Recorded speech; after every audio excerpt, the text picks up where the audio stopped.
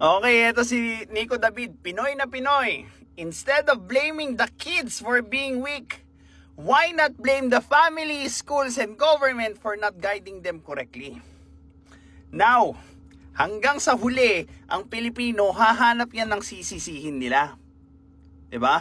As if the adults are not capable to do away with whatever influenced them or traumatized them para magamit nila sa pag-solve ng problema. Hindi yung maghahanap kayo ng sisisihin nyo hanggang sa tumanda na kayo, gobyerno, magulang, school, simbahan, mala, swerte, yun pa rin yung sisisihin nyo. Imbis na you take full responsibility and accountability for the result of your actions. Diba?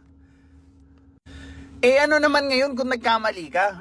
Ano naman ngayon kung mali yung guidance sa'yo ng gobyerno, ng pamilya mo, ng schools? Now that you know na mali yun, anong gagawin mo? Hindi ba mas maganda yung ganong klaseng tanong?